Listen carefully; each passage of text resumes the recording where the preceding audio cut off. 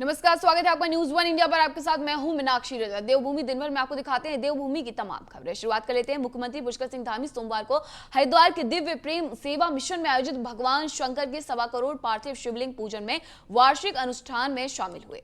मुख्यमंत्री ने शिवलिंग पर जलाभिषेक के अलावा आरती में भी हिस्सा लिया। बतौर मुख्य अतिथि मुख्यमंत्री धामी ने कहा कि वो खुद को सौभाग्यशाली मानते हैं कि उन्हें पूर्णाहुति कार्यक्रम में आने का अवसर मिला। इस दौरान उन्होंने उत्तराखंड वासियों को महाशिवरात्रि की शुभकामनाएं भी दी। सीएम ने कहा कि भगवान भोले शंकर सभी को सुखी और निरोगी रखें। इसके साथ ही उन्होंने उत्तराखंड विधानसभा चुनाव में बीजेपी की जीत का दावा किया। सीएम ने कहा कि पूर्ण बहुमत के साथ प्रदेश में बीजेपी की सरकार बनेगी, इसमें कोई संशय नहीं है।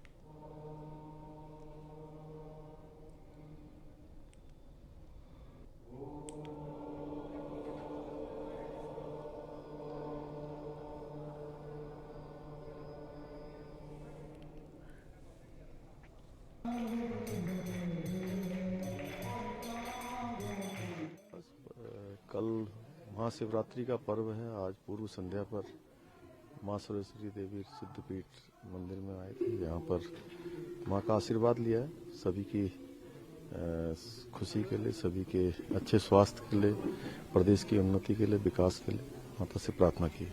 सर यूक्रेन में स्थिति बनी हुई है सर। अभी तक कितने सर छात्र वहाँ पे भी उत्तराखंड के फंसे हुए हैं? कितने सर आ चुके हैं अभी तक वापस?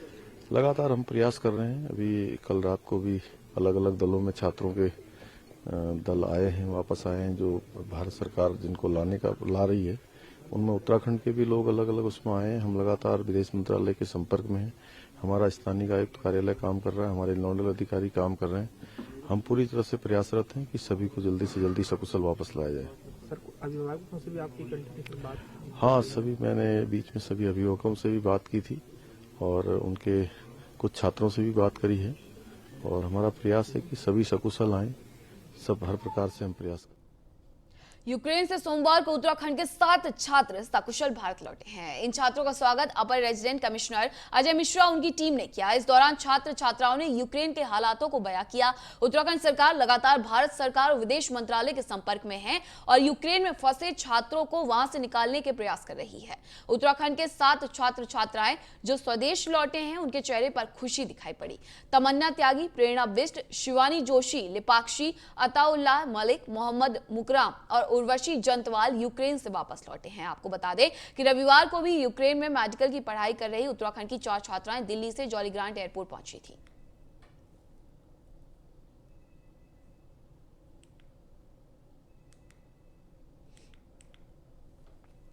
तो यूक्रेन से सोमवार को उत्तराखंड के 7 छात्र छात्राएं सकुशल भारत लौट आए हैं, जिनका स्वागत रेजिडेंट कमिश्नर अजय मिश्रा ने किया है। आपको बता दें कि उत्तराखंड के 7 छात्र छात्राएं जो स्वदेश लौटे हैं, उनके चेहरे पर खुशी भी देखने को मिली है।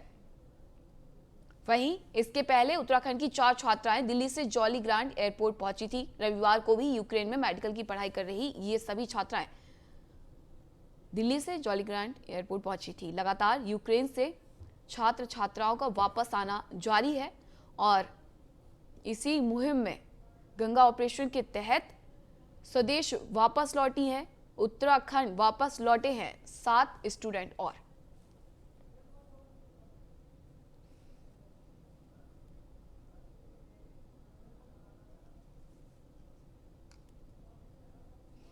अधिक जानकारी के साथ हमारे संवाददाता संदीप नेगी देहरादून से जुड़ चुके हैं। संदीप, देखिए 7 और छात्र छात्राएं वापस आ गए हैं, सकुशल आ गए हैं, जिनका स्वागत भी किया गया है। किस तरीके की खुशी का माहौल परिजनों में देखने को मिल रहा है, क्योंकि खासकर परिजन सबसे ज्यादा परेशान नजर आ रहे थे?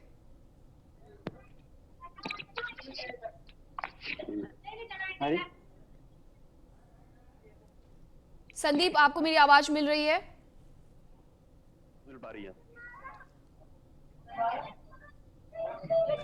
संदीप, मैं अपना सवाल फिर से दोहरा देती हूँ। 7 छात्र छात्राएं फिर से वापस आए हैं, यूक्रेन से उत्तराखंड पहुंचे हैं। इनके परिजन काफी चिंतित थे। अब किस तरीके का माहौल है? सुकून मिल रहा होगा परिजनों को? जी बिल्कुल देखिए इस वक्त अगर हम कह सकते हैं तो उत्तराखंड सरकार जो लगातार जो कवायद है कर रही है कि यूक्रेन से जो छात्र हैं वो लगातार वापस वो आए, तो ऐसी कड़ी में लगातार जो छात्र छात्राएं हैं वो वापस आ रही हैं। अभी तक अगर मैं बात करूं तो जो 11 जो छात्र छात्राएं हैं ये वापस आ चुकी हैं, जिनमें कि ये लगातार यहाँ पर जो वापस लाने की जो उत्तराखंड सरकार की जो कोशिश है उसको लेकर लगातार प्रयास कर रही है, और जिसके चलते कहीं ना कहीं जो 11 छात्र छात्राएं हैं ये वापस आ चुकी हैं और सिलसिला अभी भी लगातार आने का जाएगा। तो ऐसे में लगातार जो परिजनों की जो खासकर जो चिंता थी और वो लगातार सरकार से गुहार लगा रहे थे कि वहां पर जिस तरह से हालात पैदा हो रहे हैं तो दिनों दिन लगातार खराब हालात होते जा रहे हैं, तो ऐसे में उनके जो बच्चों को जो कि वहां पर पढ़ाई करने गए हैं उनको कहीं ना कहीं सरकार जो है वो सकुशल वापस लाए। तो लिहाजा मुख्यमंत्री से लेकर और तमाम जो सरकार जो है वो लगातार विदेश मंत्रालय से लगातार दरख्वास्त कर रही थी, और जो एक लिस्ट है जिन लोगों के भी नाम सामने आ रहे हैं, जो भी अभिभावक हैं वो अपने बच्चों के नाम सरकार के सामने मुहैया करवा रहे हैं, और उसके बाद जो उत्तराखंड सरकार है वो उन नामों को विदेश मंत्रालय तक भेज रही है, जिसके जरिए वहां पर उन लोगों को सीधे तौर पर वापस ले आया जा रहा है। तो कह सकते हैं कि अभी तक 11 जो छात्र छात्राएं हैं वो वापस आ चुकी हैं, और अभी भी जो आने का सिलसिला है वो लगातार जारी है। तो उत्तराखंड के तमाम हिस्सों की अगर बात करें देखिए तो संदीप, अगर हम बात करते हैं, देखिए सरकार पूरा अपना प्रयास कर रही है सभी छात्र छात्राओं को सकुशल वापस लाया जाए, घर वापसी हो। अगर हम उत्तराखंड की बात करते हैं तो कुल कितने छात्र छात्राएं हैं जो यूक्रेन में अभी भी फंसे हुए हैं? जी बिल्कुल देखिए अभी तक स्पष्ट नहीं हो पाया है कि कितने जो छात्र छात्राएं हैं वो यहाँ पर फंसे हैं, जो संख्या का जो अनुमान है। लेकिन जिस तरह से लगातार आंकड़ा बढ़ रहा है, चूंकि सरकार ने सीधे तौर पर जो गाइडलाइन जारी करी है उसमें जो टोल फ्री नंबर दिए हैं, व्हाट्सएप नंबर दिए हैं, मेल आईडी दी है, उसमें सीधे तौर पर सभी जिला अधिकारियों और तमाम जो एसएसपीओ को सीधे तौर पर यह कहा गया है कि वो अपने अपने जिले में इसे सर्कुलेट करें, और जो भी लोग जिनके जो परिजन वहां पर फंसे हैं या फिर जो छात्र छात्राएं वहां पर फंसी हैं उनके परिजन उस नंबर पर कॉन्टेक्ट करेंगे, और सरकार उसके बाद जो आंकड़ा सरकार के पास आएगा वो सरकार सीधे तौर पर विदेश मंत्रालय को भेजेगी। तो ऐसे में लगातार अभी भी कुछ और जो छात्र छात्राओं की जो जानकारी और लगातार सरकार के पास आ रही है, जैसे कि खुद मुख्यमंत्री पुष्कर सिंह धामी ने सीधे तौर पर कहा है कि लगातार जिस तरह के जो आंकड़े सामने आ रहे हैं तो उसके हिसाब से विदेश मंत्रालय से बात की जा रही है, और जल्द से जल्द जो और भी जो छात्र छात्राएं यूक्रेन में फंसे हुए हैं उनको जल्द से जल्द वहां पर उनकी घर वापसी होगी, और उनको सीधे तौर पर कहीं ना कहीं सुरक्षित ढंग से उनके घर पर तक पहुंचाने की जो जिम्मेदारी है जो छात्र छात्राएं वापस आए हैं, जो छात्र छात्राएं वापस आए हैं संदीप, उनका क्या कहना है? जो स्थिति थी वहां पर यूक्रेन की, उससे वो काफी विचलित हुए होंगे, यहाँ पर आकर कैसा महसूस कर रहे हैं? बिल्कुल देखिए, क्योंकि शुरू के दिन से ही जैसा कि वहां से जब युद्ध वहां पर शुरू हुआ था तो उसके बाद से कहीं ना कहीं जो माहौल था वो बिल्कुल वहां पर उन जो छात्र फंसे हुए थे उनके लिए काफी दिक्कतों भरा हुआ वहां पर हो गया था। और सबसे बड़ी बात यह है कि जिनके अभिभावक हैं जो कि इंडिया में है, उत्तराखंड में, उनके लिए भी कहीं ना कहीं जो टेंशन थी वो कहीं ना कहीं और ज्यादा हो गई थी। लेकिन सरकार के द्वारा कॉन्टेक्ट करने पर और विदेश मंत्रालय से बात करने पर जिस तरह से जो लोग यहाँ पर आए हैं तो उनका कहीं ना कहीं जो फीडबैक है सीधे तौर पर उनका कहना है कि कहीं ना कहीं जो भारत सरकार है वो लगातार उनके प्रति सचेत रही है और उनको पूरी सुखद स्थिति में उनको वहां पर घर ले आई है। हालांकि उन्होंने वहां पर जो दिक्कतें थी, जो काफी जो कैश की दिक्कत थी वहां पर, जिस प्रकार वहां पर आ रही थी एटीएम में वहां पर पैसा नहीं मिल पा रहा था, या फिर खाने की दिक्कत थी, या फिर जिस तरह से वो वहां पर बंकरों में के नीचे उन्होंने रात गुजारी, तो ऐसी तमाम जो कठिनाइयां हैं वो उन्होंने जरूर सहन करी है। लेकिन अभी की अगर मैं फिलहाल की स्थिति अगर बात करूं तो तकरीबन जो भी छात्र छात्राएं यहाँ पर आए हैं उनका कहना है कि दिक्कतें वहां पर जरूर रही है, लेकिन सरकार ने जिस प्रकार से कोशिश की है उसकी वजह से कहीं ना कहीं आज वो फिर उत्तराखंड अपने परिजनों के पास वापस बिल्कुल संदीप, जो भी छात्र छात्राएं अभी वापस आए हैं सुकून महसूस कर रहे होंगे। न्यूज़ वन इंडिया भी सभी की सलामती की यहाँ से दुआ करता है। आप हमारे साथ बने रहिए, दर्शकों को खबर बताते हैं, उसके बाद संदीप आपका दोबारा से रुख करते हैं। मेडिकल की पढ़ाई कर रही तीर्थ नगरी ऋषिकेश की रहने वाली जिया बलूनी भी युद्धग्रस्त यूक्रेन के सूमी शहर में फंसी हुई हैं। जिया ऐसे जगह पर फंसी हैं जहां से निकलना अभी फिलहाल संभव नहीं है। सूमी से रूस केवल 30 से 50 किलोमीटर दूरी पर है। रूसी सेना शहर के अंदर दाखिल हो चुकी है। शहर में टैंक दौड़ रहे हैं। जिया बलूनी ने वीडियो भेजकर वहां के हालात बताए हैं। वहीं ऋषिकेश की 2 छात्राएं रविवार को घर पहुंच चुकी है।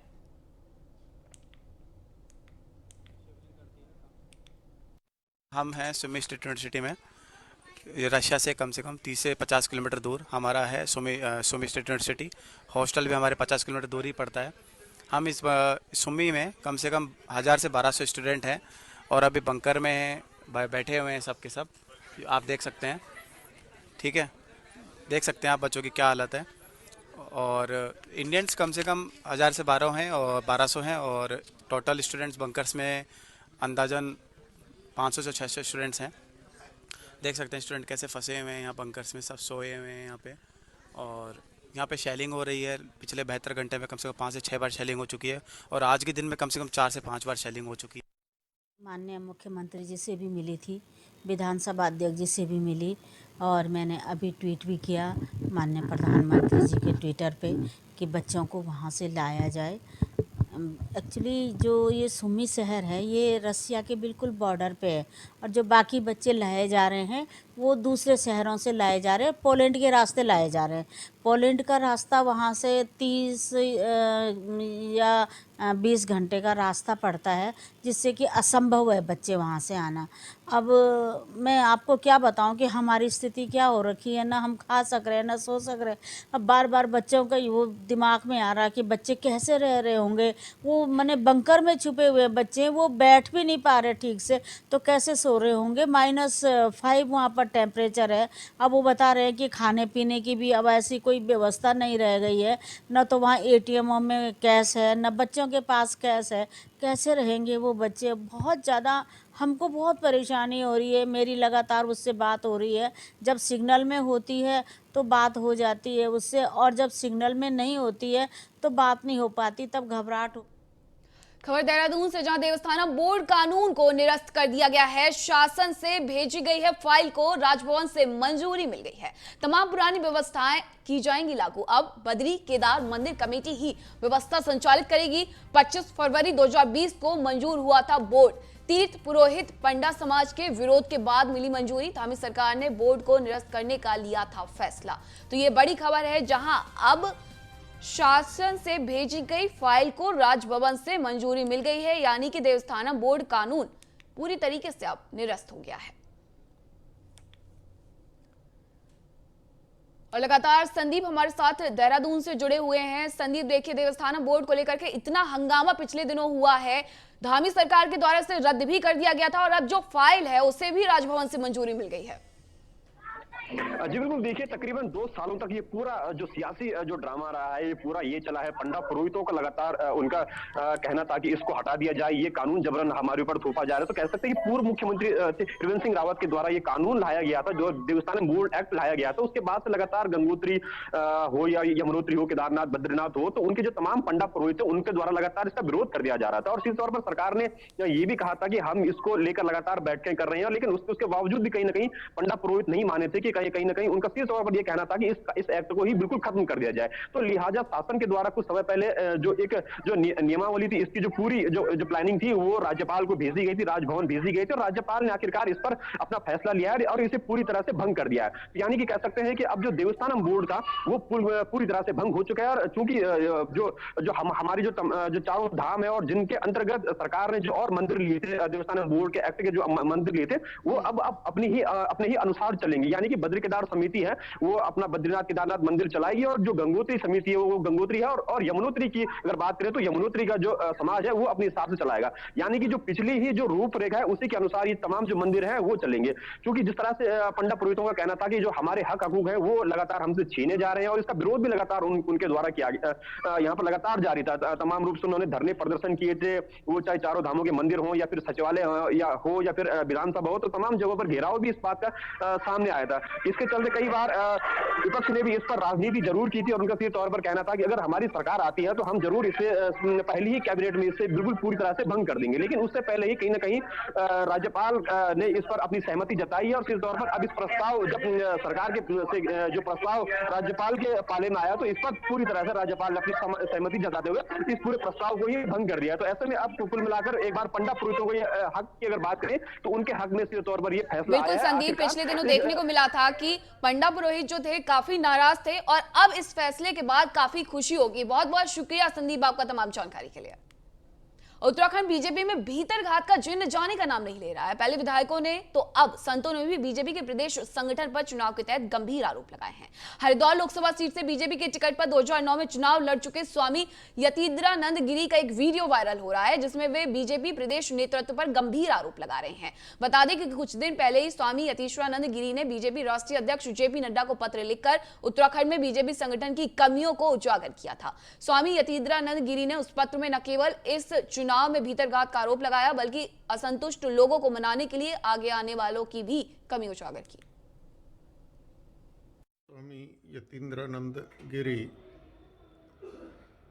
हमने भारतीय जनता पार्टी के प्रदेश संगठन उत्तराखंड की कार्य प्रणाली पर कुछ प्रश्न खड़े करे हैं और उसी को लेकर राष्ट्रीय अध्यक्ष श्री जगत प्रकाश नड्डा जी, राष्ट्रीय संगठन महामंत्री श्री BL संतोष जी और पार्टी के एक तरह से संरक्षक श्री अमित शाह को पत्र लिखा है। हमने किसी व्यक्ति विशेष के ऊपर प्रश्न नहीं किया, जो प्रदेश का पूरा संगठन है, प्रदेश के जो वरिष्ठ लोग हैं, उनकी कार्य प्रणाली में जैसा होना चाहिए कुछ हमको कमी दिखी है। उसी को हमने राष्ट्रीय स्तर पर अपनी बात रखने के लिए पत्र। खबर रुद्रप्रयाग से, जहां भयानक भूस्खलन हुआ है। झलीमठ के सारी गांव में देखते ही देखते पहाड़ी सड़क को लेकर नदी में समा गई। आपदा प्रबंधन की टीम और जिला प्रशासन की टीम मौके पर पहुंचकर घटनास्थल का जायजा ले रही है। तो रुद्रप्रयाग में ये भयानक भूस्खलन हुआ है। भूस्खलन की आप ये तस्वीरें देख सकते हैं, जहां झलीमठ के सारी गांव में देखते ही देखते पहाड़ी जो है वो सड़क को लेकर नदी में समा गई। भूस्खलन की ये तस्वीरें रुद्रप्रयाग से आई हैं और जिला प्रशासन की टीम मौके पर पहुंची है, घटनास्थल का जायजा लिया है। तस्वीरें काफी भयावह हैं, डरावनी हैं, जहां कुछ ही सेकंड में पूरी पहाड़ी सड़क के साथ नदी में समा गई है। भूस्खलन की ये तस्वीरें आप देख सकते हैं, रुद्रप्रयाग की ये तस्वीरें हैं।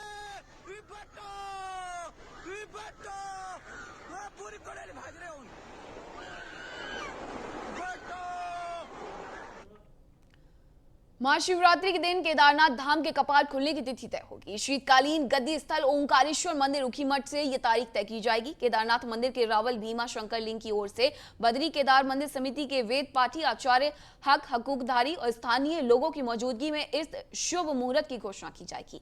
केदारनाथ धाम के कपाट खुलने की तारीख तय करने के लिए केदारनाथ के शीतकालीन गद्दी स्थल ओंकारेश्वर मंदिर को 8 क्विंटल फूलों से सजाया गया है। वहीं शिवरात्रि से पहले केदारनाथ मंदिर का श्रृंगार बर्फ ने किया है। धाम में 5 फीट तक बर्फ जमी हुई है।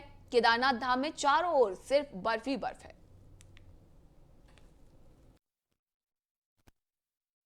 भगवान केदारनाथ जी का गद्दी स्थान ऊखीमठ ओंकारेश्वर मंदिर है। भगवान केदारनाथ जी का और द्वितीय केदार मध्य महेश्वर जी का शीतकालीन पूजा 6 महीने पूजा इस स्थान पर होता है।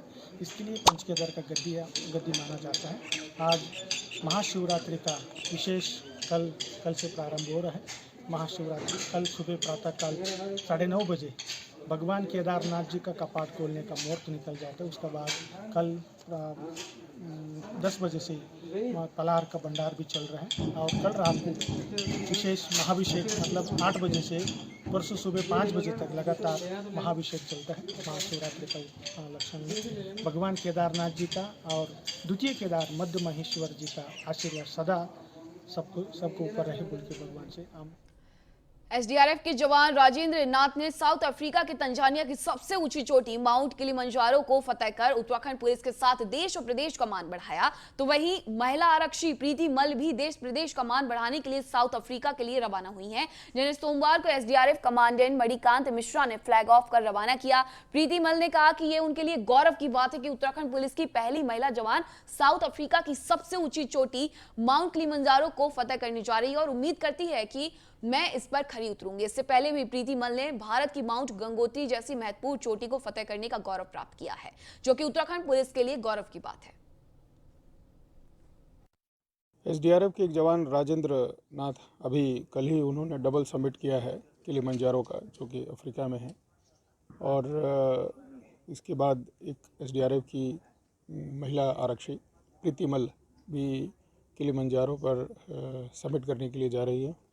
हम सभी एसडीआरएफ वालों की शुभकामनाएं हैं प्रीति मल को कि वो सफलतापूर्वक अपने इस अभियान को पास करें और समिट करके यहाँ सकुशल वापस आए। माउंट गंगोत्री गई थी अभी अपनी एसडीआरएफ टीम के साथ और अभी मैं विदेश जा रही हूँ। तो मतलब मैं अपने आप को मानती हूँ गौरवशाली कि मैं उत्तराखंड पुलिस की प्रथम महिला जो विदेश यात्रा पे मतलब किलिमंजारो को फतेह करने के लिए जा रही है। बड़ी उपलब्धि है कि हमारे राज्य पुलिस और एसडीआरएफ ने मेरे पे इतना विश्वास जताया, अब मुझे वहाँ पर फतेह करने के लिए भेज रहे हैं। खबर रुड़की से, जहां सिविल अस्पताल में भर्ती मरीज ने खुदकुशी कर लिया। पुरुष वार्ड में भर्ती सुनील कुमार ने लगाई फांसी। तबियत खराब होने पर 15 फरवरी से एडमिट था सुनील। आत्महत्या का कारण अब तक साफ नहीं है। मृतक सुनील कुमार सुनहरा का रहने वाला था।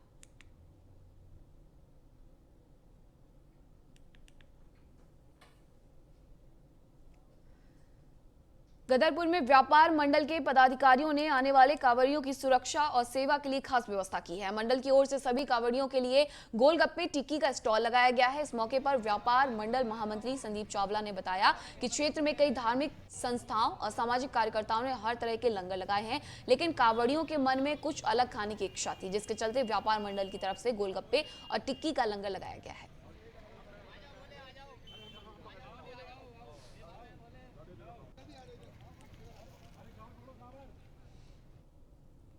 कांवरिया भगवान भोलेनाथ की कांवर लेने बहुत ही हजारों, सैकड़ों, लाखों, हजारों की संख्या में महिलाएं, पुरुष जाती हैं। और इसके साथ में इस बार हमने कुछ नया करने की सोची, जिसमें गोलगप्पे टिक्की का प्रसाद इस बार व्यापार मंडल की तरफ से लगाया गया है और भोलों की सेवा के लिए एक फ्री लंगर है, जिसका हम चाहते हैं कि सारे भोले इसका लाभ उठाएं। जय भोले की। और कोविड-19 के कारण माता पिता की मृत्यु हो जाने वाले बच्चों को आर्थिक सहायता नहीं मिल पाने की सूचना का कोर्ट ने संज्ञान लिया है। उत्तराखंड राज्य विधिक सेवा प्राधिकरण नैनीताल ने निर्देश जारी करते हुए कहा है कि ऐसे आश्रित जिन्हें आर्थिक सहायता नहीं मिली है, उन्हें दिलाई जाए। सिविल जज नेहा कुशवाहा के मुताबिक ऐसे कोई माता पिता जिनकी कोविड-19 के कारण मौत हुई है और उन्हें कोई आर्थिक सहायता नहीं मिली है, वो जिला विधिक सेवा प्राधिकरण देहरादून कार्यालय से संपर्क कर सकते हैं। दरअसल ऐसे बच्चों को उत्तराखंड सेवा विधिक सेवा प्राधिकरण चिन्हित कर रहा है। जैसा कि हम सबको ज्ञात है कि सरकार द्वारा ऐसे बच्चों के लिए आर्थिक सहायता का ऐलान किया गया था, आदेश पारित किए गए थे कि जिन्होंने अपने माँ बाप को कोविड पेंडेमिक में खोया है। तो माननीय सर्वोच्च न्यायालय द्वारा गौरव कुमार बंसल बनाम union of India and others में कुछ इसी से संबंधित आदेश पारित किए गए हैं कि पूरे इंडिया में क्या ऐसे बच्चों तक वो धनराशि पहुंची है या नहीं। तो इसी के संबंध में हमारे द्वारा यह प्रयास किया जा रहा है कि हम ऐसे बच्चों को आइडेंटिफाई करें जिनके माता पिता गुजर चुके हैं कोविड-19 के तहत, और उनको आर्थिक सहायता तुरंत दिलाई जाए। तो इसीलिए हम लोगों ने अधिसूचना भी जारी की है, सब नोटिस भी जारी किए हैं कि अगर आप या पब्लिक या ऐसे कोई बच्चे हैं जो ऐसे बच्चों से परिचित हैं जिनके माता पिता गुजर चुके हैं कोविड-19 की वजह से, तो वे हमसे या जिला प्रशासन से संपर्क कर।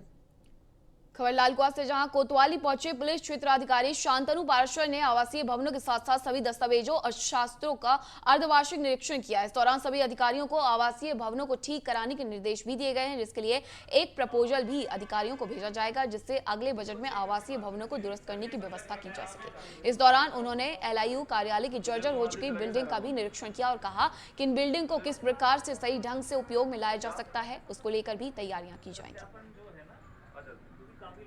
ये आज कोतवाली लालकुआं का अर्धवार्षिक निरीक्षण किया गया है। इसमें जो थाने परिसर की साफ़ सफाई चेक करी गई तो साफ़ सफाई काफ़ी अच्छी है। इसमें जो थोड़ी बहुत कमियां पाई गई हैं उसके समय निरीक्षक को अपने निर्देशित किया गया है। इसमें खासकर आवासीय परिसर में जो रिपेयर होनी है, मेंटेनेंस का कार्य होना है, उसका प्रपोजल तैयार करके अगले बजट में इसकी डिमांड की जाएगी। और इस बुलेटिन में मेरे साथ इतना ही। देखते रहिए News 1 इंडिया। नमस्कार।